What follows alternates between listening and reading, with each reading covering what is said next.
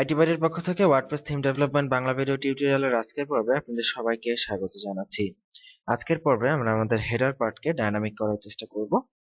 তো গত পর্বে আমরা যেটা দেখেছিলাম যে আমরা myText.php নিয়েছিলাম ইনসারশন অ্যাকচুয়ালি আপনাদের দেখানোর জন্য। তো এখন তো আর আমাদের সেটা প্রয়োজন নেই। সো আমরা myText.php এটাকে আগে এখান থেকে কেটে দিচ্ছি। তো header.php এর মধ্যে যে অংশগুলো ডাইনামিক করা প্রয়োজন সেগুলো আমরা একে একে করব। তো টাইটেল ইজ অলরেডি ডাইনামিক। এক্ষেত্রে একটি কথা বলে রাখতেছি যে একটা সময় ছিল যখন এই টাইটেলকে আমাদেরকে এসইও অপটিমাইজ করে লিখতে হতো।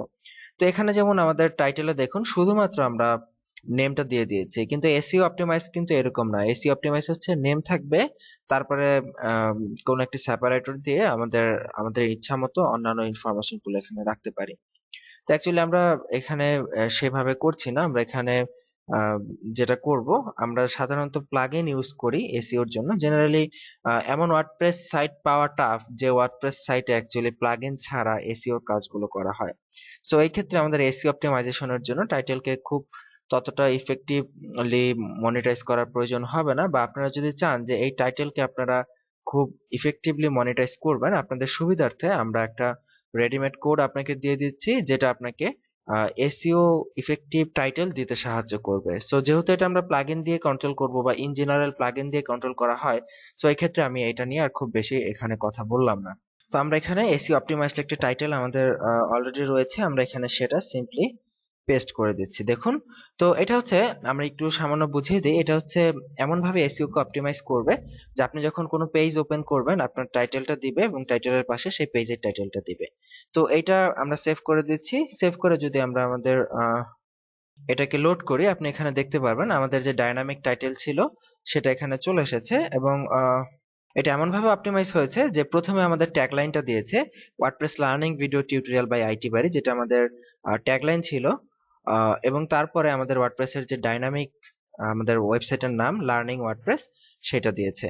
তো এইভাবে আমরা এটাকে আমরা ডাইনামিক একটা টাইটেল দিতে পারি। তো আপনারা সাধারণত প্লাগইন দিয়ে কাজ করা হয়। তো তারপর আপনারা যদি চান ডাইনামিক টাইটেল ইউজ করবেন, এই কোডটা আপনারা সিম্পলি বসিয়ে দিতে পারেন। এরপর আমরা যেটা করব, এই যে আমাদের যে মেইন টাইটেল, এই টাইটেলটা তো অ্যাকচুয়ালি এখানে ডাইনামিক অবস্থাতে নেই। সো আমাদেরকে এই টাইটেলটাকে ডাইনামিক করি। সো সিম্পলি আমাদের এখানে আমরা ব্লগ ইনফো নেম ব্যবহার করব। তো এই যে উপরে আমাদের ব্লগ ইনফো নেম আছে। সো আমি আর টাইম নষ্ট করলাম না, সরাসরি ব্লগ ইনফো নেম। এবং এখানে আমাদেরকে অবশ্যই পিএইচপি ইকো হোম ইউআরএল ব্যবহার করতে হবে, যেহেতু আমাদের এটা হোমের সাথে লিংক আপ থাকবে। আমরা সিম্পলি এখানে ব্লগ ইনফো নেমের পরিবর্তে ডিসক্রিপশন ব্যবহার করে দেব। এগুলো আপনারা সবাই দেখেছেন। সো একই জিনিস বারবার বলে শুধু শুধু টাইম বাড়িয়ে লাভ নেই।